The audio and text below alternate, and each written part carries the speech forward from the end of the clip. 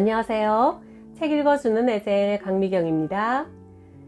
김해 외동제일교회 정상의 전도사님이 만난 하나님을 만나보시면 지옥 같은 삶에도 천국의 기쁨이 넘치실 겁니다. 제가 목감기로 오늘 목소리가 좀 색다른데요. 바다 같은 마음으로 즐겨주세요. 1980년대 나는 부산 구포시장에서 양품점 옷장사를 하고 남편은 구두 만드는 기술자라 옆에서 양화점을 했다. 그러나 도무지 장사가 되지 않아 집세도 주지 못하고 빚만 자꾸 늘어갔다. 장사가 잘 되게 해달라고 보름마다 고사를 지내도 소용이 없어 절망하던 차에 옆집 피아노 학원 박효심 권사님의 전도로 교회 다니기 시작했다. 광명교회 이상복 목사님과 최정숙 사모님이 자주 신방을 오셔서 기도해 주시며 힘과 용기를 주셨다. 하나님은 결코 이 가정을 버리지 않으실 겁니다. 하나님께서 지금 무엇인가 이 가정을 위해 작업하고 계시는 중이니 기도하며 믿음만 굳게 지키세요.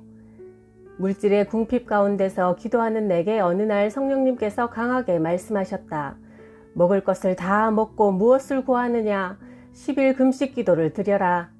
내가 기뻐하는 금식은 흉악의 결박을 풀어주며 멍에의 줄을 끌어주며 압제당하는 자를 자유케 하며 모든 멍에를 꺾는 것이 아니겠느냐.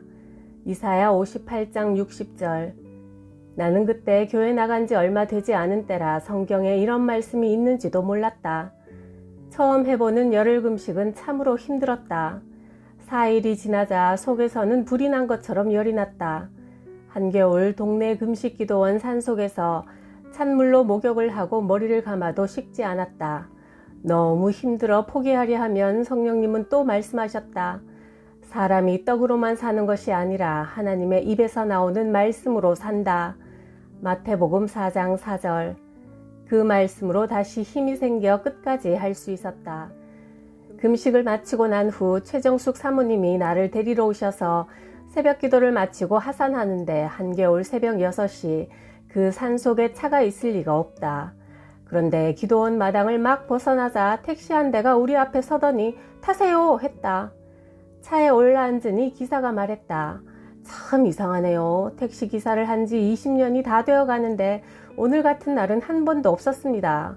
온천장 입구에서 손님을 내려주고 꼭 무엇에 홀린 사람같이 이 새벽에 이 산속으로 올라왔어요. 내가 지금 이 새벽에 사람도 없을 이 산에 왜 올라가고 있나? 내가 무엇에 홀렸나 싶었는데 아주머니들 태우려고 그랬나 보네요. 그 택시를 타고 교회까지 왔다.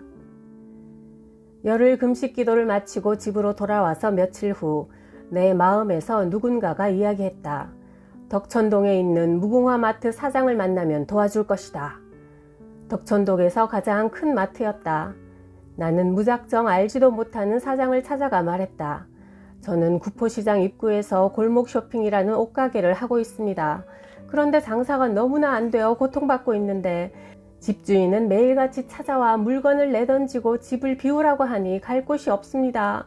아이들하고 길거리에 나앉아야 할 형편입니다. 사장님 도와주세요. 저는 예수님 믿고 교회 나가는데 내 마음에서 누군가 사장님을 찾아가서 도와달라고 하면 도와줄 거라 해서 그냥 무작정 찾아왔습니다. 사장님 도와주세요. 내 말을 듣고 있던 사장은 한참 나를 물끄러미 쳐다보더니 웃으며 말했다. 아주머니, 저는 불교 신자입니다. 내가 70평생 살았는데 아직까지 한 사람도 아주머니처럼 나를 찾아와 도와달라고 한 사람이 없었습니다.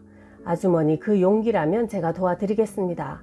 마침 우리 건물 3층에 집이 한 채 비어있으니 그냥 들어와 사세요. 남편분은 우선 마트에 와서 물건 나르는 일을 하다가 3개월 후에 정식 직원으로 채용하도록 하고 아주머니는 도자기 파는 코너에서 일하게 해드리겠습니다. 우리 마트는 한 달에 한 번만 쉽니다. 제 밑에 직원이 50명이 넘는데 그중에 교회 다니는 분들도 있어요. 그래서 아주머니만 일요일마다 교회 보내줄 수는 없으니까 교회 안 가도 괜찮다면 내일이라도 이사하세요.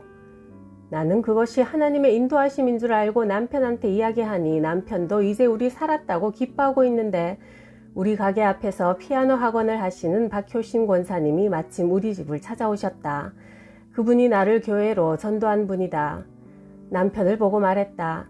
공선생, 내가 서울에 있는 아는 교회에 부탁했는데 그곳에 사찰로 가시면 좋겠어. 내가 대답했다. 권사님, 걱정하지 않으셔도 됩니다.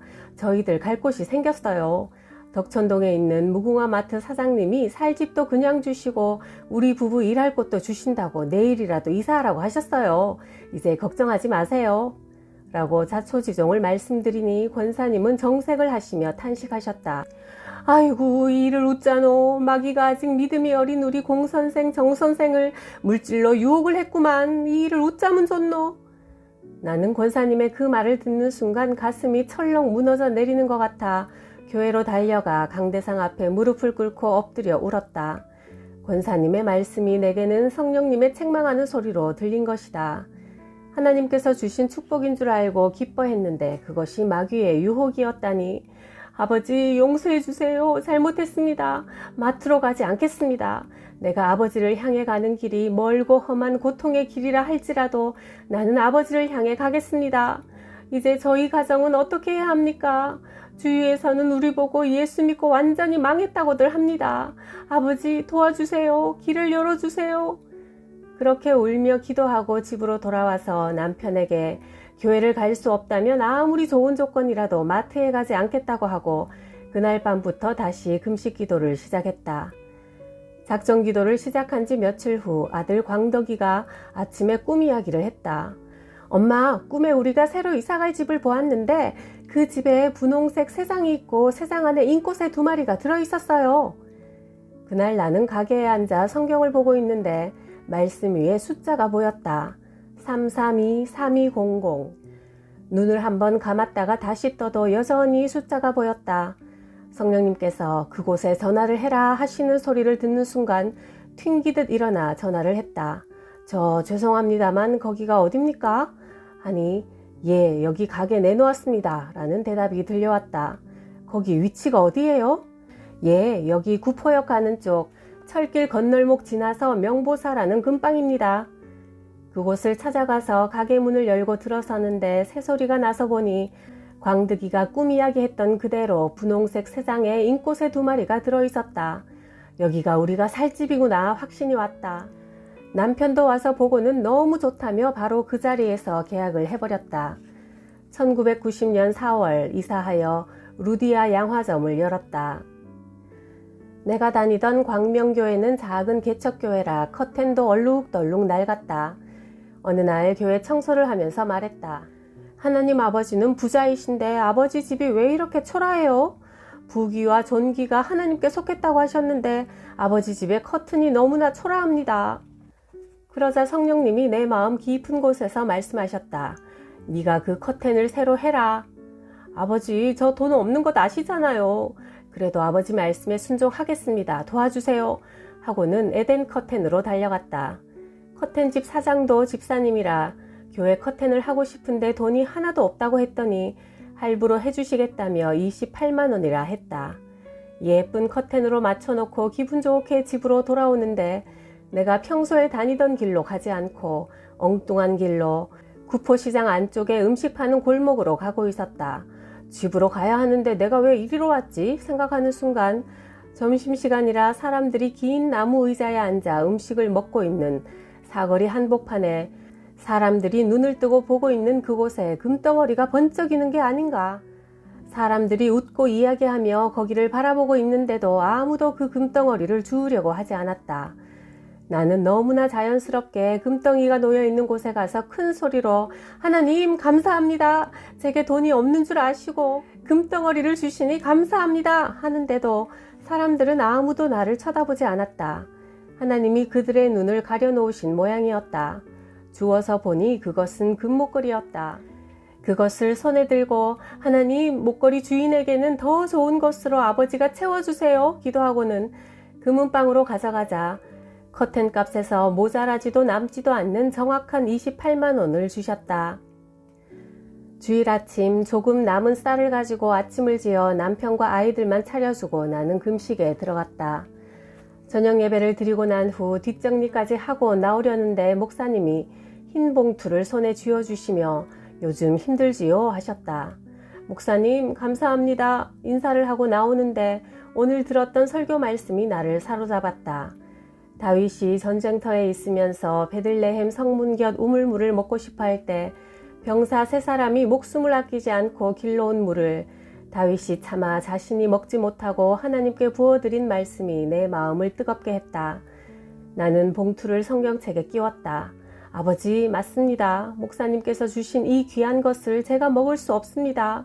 강단 꽃꽂이 헌금으로 드리겠습니다. 향기로운 제물로 받으소서. 집을 향해 오는데 마음이 날아갈 듯 기뻤다. 월요일 새벽기도 시간 꽃꽂이 감사헌금으로 드리고 집으로 오는데 가게 앞에 웬 남자들 3명이 서 있었다. 지금 당장 구두를 사야 한다며 기다리고 있었단다. 그날 하루 종일 하나님께서 얼마나 많은 손님을 보내시던지 정신이 없었다. 그날 이후 하나님은 우리 집에 양식이 남아돌게 하셨다. 그렇게 조금씩 살아계신 하나님을 체험한 나는 수시로 금식 기도를 하며 하나님과 깊은 교제를 나누었고 놀라운 영적 체험들도 많이 하게 되었다. 금식 기도 20일이 지나자 내 영혼이 육체에서 빠져나왔다. 마치 고무풍선에서 바람이 빠지는 것 같은 느낌이었다. 내 영혼은 빈 그릇 같은 내 육체를 뒤로하고 공중을 날아 빛처럼 빠른 속도로 영의 세계에 도착했다. 영의 세계에서는 말을 하지 않아도 서로 눈을 마주치며 소통했다. 서로 무엇을 원하는지 눈을 보면 알았다. 내가 다른 곳에 가고 싶다고 생각하면 그 순간 벌써 그곳에 가 있었다. 육체를 벗어버린 영혼은 한없이 자유로웠다. 그러다 다시 영혼이 육체로 들어올 때는 풍선에 바람을 불어넣을 때 팽창된 느낌처럼 들어와 하나가 되었다. 40일 금식을 끝내고 한 달 보호식을 한 후 전도지를 손에 들고 전도하려고 나서는데 성령님께서 말씀하셨다. 상해야, 대구 대명동에 가면 구두 만드는 가피를 파는 공장들이 있다. 그곳에 가서 가피를 사다가 너희 가게에서 구두를 만들어 도매시장에 납품해라. 내가 반드시 너를 축복할 것이다. 남편에게 이야기했더니 믿으려고 하지 않았다. 하나님이 할 일이 없어 그런 이야기를 하시겠냐? 내가 대구 가서 확인해보고 올 거다 하고 나가더니 오후에 돌아왔다. 당신 말대로 대구 대명동에 가피 만드는 공장이 밀집해 있더라. 당신 말대로 시작해보자. 1990년 9월부터 성령님께서 가르쳐 주시는 대로 디자인하고 샘플을 만들어 부산 평화시장 도매상에 납품했다. 동네 구두가게에 부부가 나란히 앉아 구두를 만드니 지나가는 사람들이 신기해서 구경 삼아 들렀다가 맞추어 가고 직접 만드니까 믿고 사신고 가면서 얼마나 장사가 잘 되는지 주문량을 다 만들지 못할 정도로 주문이 들어왔다. 하나님께서 이스라엘 백성에게 메추라기를 보내주셨듯이 손님을 몰아 보내주셨다. 1년 후 하나님의 기적 같은 축복으로 빚을 다 갚고 먹고 사는데 문제가 없어진 어느 날 기도하는데 신학교에 가라, 신학교에 가라, 신학교에 가라 3번의 음성을 들려주셨다. 1992년 부산 기독신학교에 입학해 2년 과정인 연목회학을 마칠 무렵 기도 중 환상으로 비둘기 2마리가 날아가는 모습이 보이더니 내가 너를 보내리라 하셨다. 1994년 1월 첫 사역지로 대구 반야월에 있는 중앙교회로 가서 교회 주보를 보니 비둘기 2마리가 날아가고 있는 그림이 그려져 있었다. 환상 중에 보여주신 바로 그 그림이었다. 1994년 5월 무궁화호 열차를 타고 동대구역을 향해 가면서 조용히 기도하고 있는데 성령님께서 내 마음에 말씀하셨다. 좌석 뒤쪽에 놓여있는 쓰레기통으로 가서 종이 한 장을 찾으라.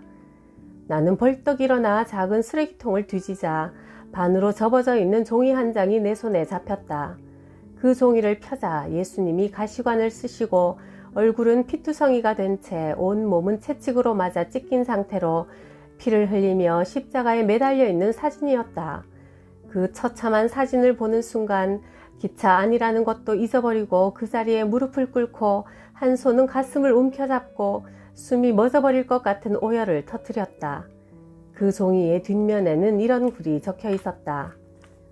이 글은 헝가리 황제의 딸 엘리자베스 공주의 궁중생활 기록 문서 중 개인 소장품 중에서 발견된 기록이다.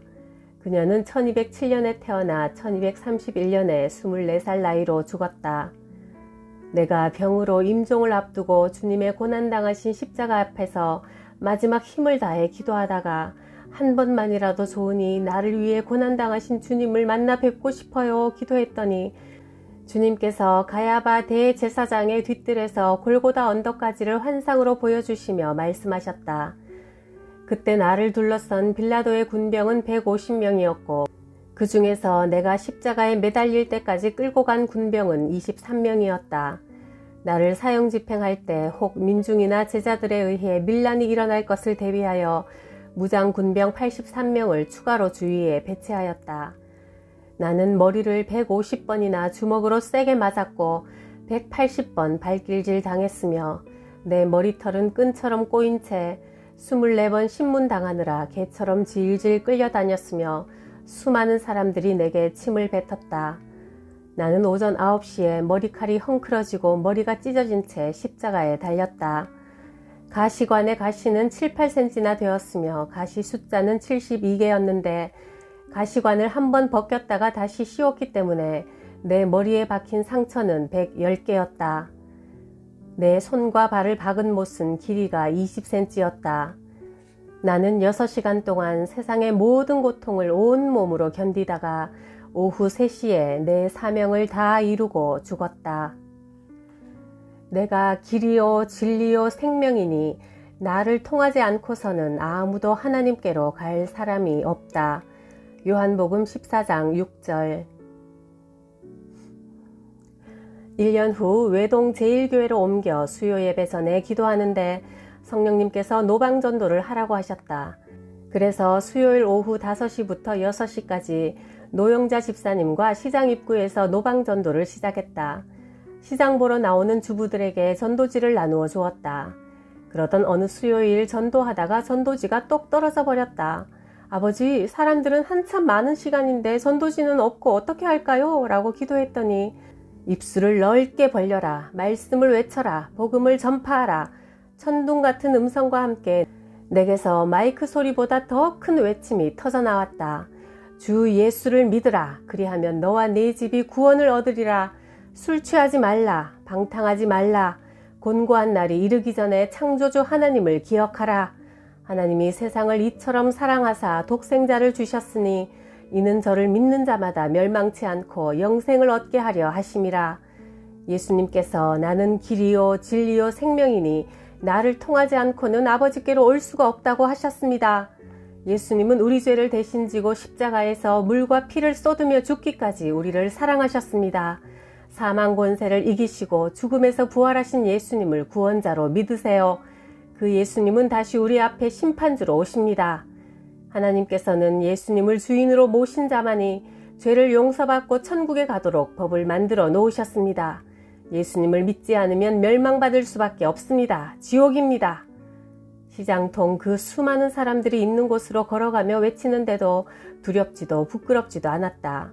술을 마시던 아저씨들은 술 취하지 말라, 방탕하지 말라는 말씀에 술병을 치우고 술집 주인은 나는 교회는 안 나가지만 사람의 힘이 아니네요. 물 한 컵 마시고 하이소 하며 내게 물을 건넸다. 그렇게 성령님의 역사로 시작된 노방전도는 오랫동안 지속되었고 교회는 부흥되었다. 채소 팔던 아주머니가 우리가 전도를 시작하면 경찰에 신고하고 경찰들이 와서 전도를 못하도록 저지하는 일이 여러 번 있었다. 그러던 어느 수요일 막 전도를 시작하는데 또 그 아주머니가 전화 수화기를 드는 순간 성령님께서 내 입을 통해 그를 책망하셨다. 하나님의 일을 회방하는 자는 망할 것이다. 아주머니는 그 소리에 수화기를 떨어뜨리며 그 자리에 쓰러졌고 그 후 채소 파는 아주머니는 그 시장에서 더 이상 보이지 않았다. 그 일이 있은 후 아무도 우리의 노방전도를 방해하지 않았다. 그러던 가운데 IMF가 왔고 함께 전도 다니던 노영자 집사님의 남편이 직장을 그만두게 되었다. 우리는 열흘 작정기도를 시작했다. 하나님 아버지, 복음 전하는 일에 힘을 쓴 여종에게 복을 주옵소서. 얼마 후 연신 기쁜 소식이 들려왔다. 전도사님, 하나님께서 우리 현경이 아빠한테 승용차를 거저 주셨어요. 전도사님, 하나님께서 우리 현경이 아빠한테 공장을 통째로 주셨어요. 하나님께서 우리 가정에 아파트를 공짜로 주셨어요. 교회 옆 덕산 아파트에 입주가 시작되었다. 사모님과 나는 오전 11시 아파트에 전도하러 가면 점심도 먹지 않고 오후 5시까지 전도했다. 15층까지 올라가서 한 집 한 집 문을 두드리며 전도하고 1층으로 내려오면 다리가 얼마나 아픈지 밤에 잠자리에 누우면 몽둥이로 맞은 것처럼 욱신거리고 아파 눈물도 많이 흘렸다. 특히 추운 날 전도하면서 무스탕 잠바를 입고 있는 사람을 보면 참 따뜻하겠다, 부러웠다. 어느 날 자려고 누웠는데 무스탕 잠바가 눈앞에서 왔다 갔다 하길래 철없는 아이처럼 하나님께 떼를 썼다. 아버지, 나도 무스탕 너무 입고 싶어요. 카바레에 춤추러 가는 사람들도 입고 다니는데 나는 전도하러 다니면서 떨고 다니잖아요. 사모님하고 나하고 함께 무스탕 사주세요. 이틀 뒤 퇴근하려고 하는데 목사님이 말했다. 우리 무스탕 사러 갑시다. 신학교 강의 갔다 오는 길목에 무스탕 파는 곳이 새로 생겼던데 세일을 하더라고요. 할 일 없어 춤추러 다니는 사람들도 다 입고 다니는데 전도하러 다니면서 추위에 떨면 되겠습니까? 내가 하나님께 했던 말을 똑같이 하시는 게 아닌가. 그날 사모님과 나는 나란히 똑같은 무스탕 잠바를 사 입었다. 집집마다 다니며 전도하다가 대문이 크고 육중하면 왠지 부담스러워 지나쳐버리고 허름한 집만 찾아 들어가 전도를 했다. 1993년 2월 3층 건물에 대문이 육중한 집을 그냥 지나쳐 가는데 성령께서 말씀하셨다. 너 저 집은 왜 오늘도 그냥 지나가니?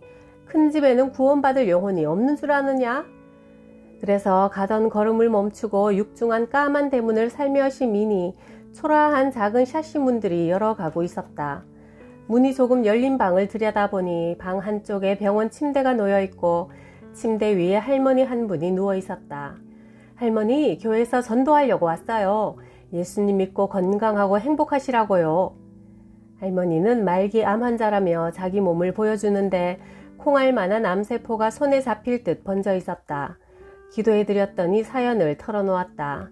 내 이름은 김영자고 올해 고작 62살인데 병원에서는 3개월도 못 산다고 안 하나. 젊어서는 돈이 최고인 줄 알았대. 돈 벌려고 바둥바둥 자식들 잘 되면 되지. 그렇게 살았는데 만신창이 된 병든 몸으로 이제 와서 예수님 믿으려 하니 부끄럽구마. 우리 언니가 나만 보면 예수 믿으라고 그랬었는데도 젊어서는 내 잘난 맛에 천당 지옥이 어딨노. 죽으면 그만 이제. 그러면서 언니 핍박을 많이도 했대. 병들어 누우니까 자식도 다 떠나고 나 혼자만 덩그러이 안 남았나. 내가 그분의 손을 잡고 말했다. 육신은 병들어서 얼마 못 살아도 우리 죄를 십자가에서 대신 져주신 예수님만 믿으면 천국 가십니다. 이제 예수님 믿고 언니가 계시는 천국에 가셔야죠. 나 같은 죄인도 예수님 믿으면 천국 갈 수 있나? 그러면 나도 예수 믿을란다. 영접 기도하는 내내 할머니는 내가 죄인인기라 하시며 울었다. 지금까지 나 자신만 믿고 예수님 없다고 하면서 살았습니다. 이제 예수님만 믿고 의지하면서 살겠습니다. 내 마음에 들어오셔서 나의 구주와 주님이 되어주십시오. 나의 죄를 용서하시고 나를 다스려 주이소. 나도 예수님 믿고 하나님 자녀가 되어 천국 가고 싶습니다. 할머니는 구원의 확신으로 차서 기뻐하시며 누워 계시던 자리 밑에 넣어둔 용돈을 하나님께 감사헌금 드려달라고 내게 주었다. 며칠 후 오후 3시경쯤 할머니 집에 갔더니 왜 이렇게 늦게 왔노? 새댁이 오기를 얼마나 기다렸는 줄 아나? 찬송 소리 들으면서 가려고 내가 길을 쓰고 안 기다렸나? 찬송을 불러주라 하셨다. 찬송을 몇 번이고 부르는 내내 할머니는 눈물을 흘리며 내 손을 꼭 잡고 세대가 이제 가라. 우리 다시 만나자. 한숨 푹 자야 되겠다. 하셔서 이불을 당겨 덮어드리고 돌아왔다. 그리고 다음날 일찍 다시 갔더니 할머니는 소천하셔서 가족들이 와 있었다.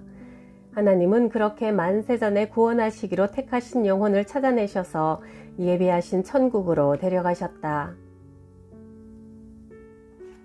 우리를 마귀에게 사로잡힌 지옥 같은 삶에서 천국으로 옮겨주신 예수님을 구원자로 믿고 오늘도 행복 누리세요. 구독, 좋아요, 댓글 덕분에 행복합니다. 감사해요.